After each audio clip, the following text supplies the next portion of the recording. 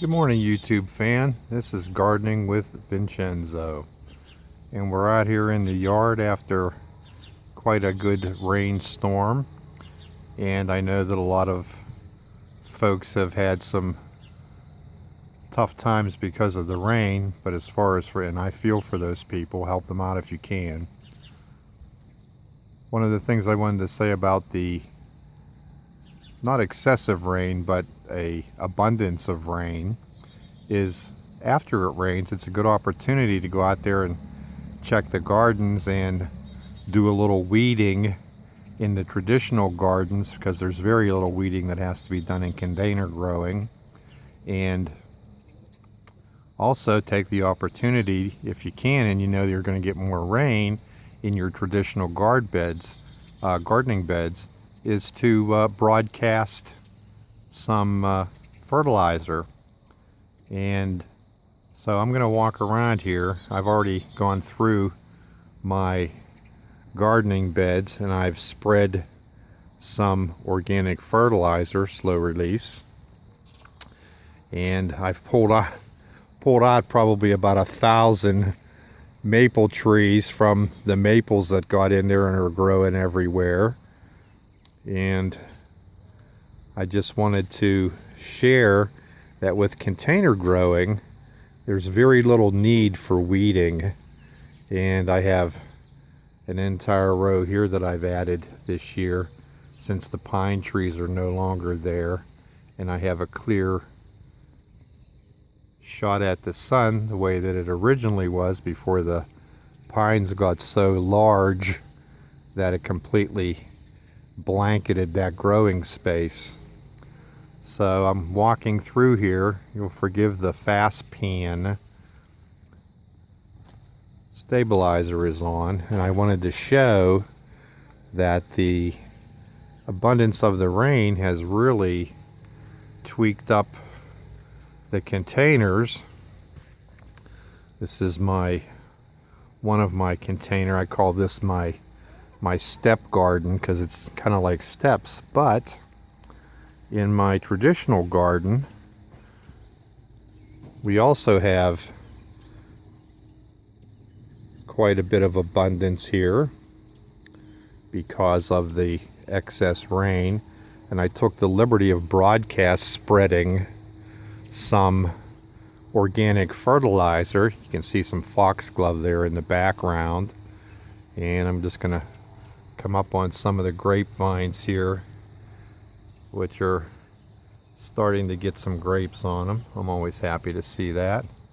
Keep them trimmed down. So what we've done here is we've broadcast spread after some weeding here this morning. Although you can see there's still a few of the maples in there. That's one of the reasons why I spread the mulch on the beds of my gardens after I'm done planting, because I have problems with shedding of the whirlybirds, the maple seeds, one of nature's just perfect seeding mechanisms, because they always fall down in super numbers and they always land and go into the cracks and everything else. Now down here I constructed a safety garden so I could grow some cauliflower, because the bunnies come up and they eat, quite a bit of the cauliflower and the broccoli and the lettuce. So it's always trying to raised bed those types of things. And I used some recycled wood and a former gate from the chicken coop. And I'm going to walk over here because I have things planted everywhere. This is the tomato patch here, and we went in there and we weeded, and we have some additional container growing right there. I had to repair a fence several places. And so the benefits of the rain and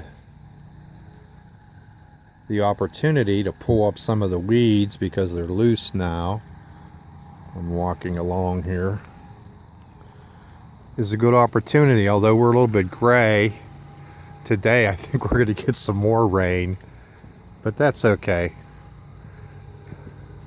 Although I do feel for those people who have had some flooding incidents. Here's another traditional garden. We got in there and did some weeding too. Things come up rather easy after it's been raining. And I'm coming over here just to take a look at my combination planting here. I have patty pan squash in here. You can see the yellow flowers.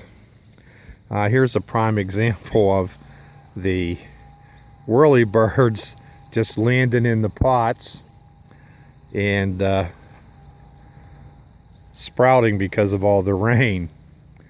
And here's a look at the strawberry patch, which has put off a number of runners here. Oh my God, it's just really have just branched out here. I'll have to come out here after they set and do a little bit of lifting and try to move those. Down in here we have some sweet red peppers, and I can see the chipmunks been in here again. They bury the excess whirlybirds, and unfortunately they do it at the root of the plant, and it ends up causing a problem with the plant. Someone asked me in a comment on my YouTube channel, this is my blueberry station right here. We planted them last year, and at the base of every one of them he's trying to get in there and dig.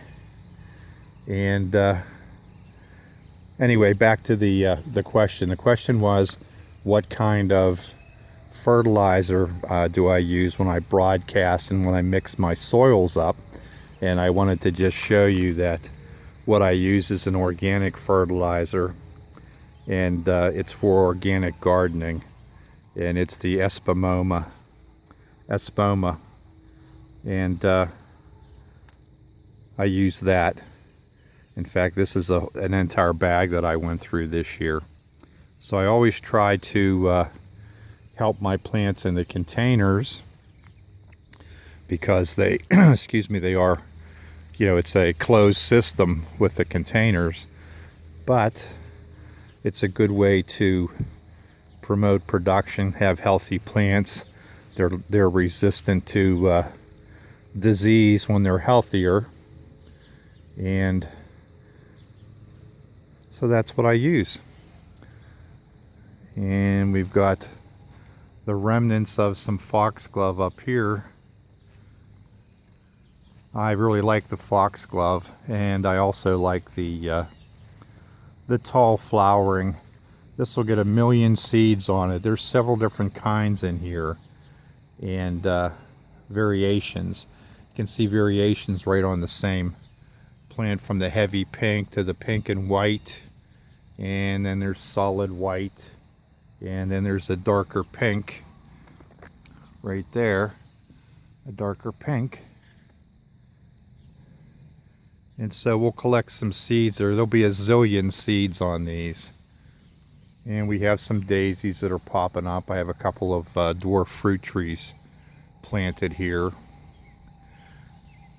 So anyway, this is a stroll around the garden. This is that magnificent red rhododendron that's just inspiring. That's all I can say. It's just inspiring. I love to see this thing in bloom. It's quite a sight to behold.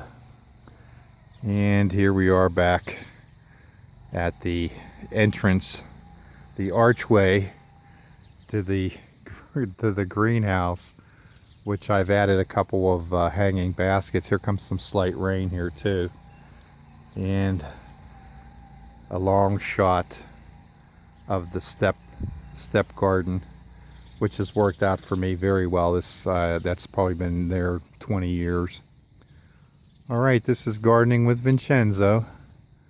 Trying to give you a brief tour here, show the progress of some of the gardens and the difference between traditional and container growing. And there are differences, there are benefits. A little bit more work with the containers as far as getting them in, far less to maintain them, so it's a very good offset. Although I do like traditional gardening because you can get a lot in there. And but the watering is you have to use so much more water than the containers. Containers you can control with the amount of water and the amount of water-soluble fertilizers that you use, organic of course. And you can easily prune those. You don't have to walk all over your ground and sink into the ground and take the risk of damaging the other crops that are there. So it works out real well. All right, this is Gardening with Vincenzo. Remember, we can save this planet 1 yard at a time, beginning with your own. Grow as a person. Plant a garden. And you are what you eat, and fresh is always best. And here we are in Zone 6A, Middlesex Township, Pennsylvania, Valencia. All right, good speaking to y'all. Y'all have a good day. Be safe out there.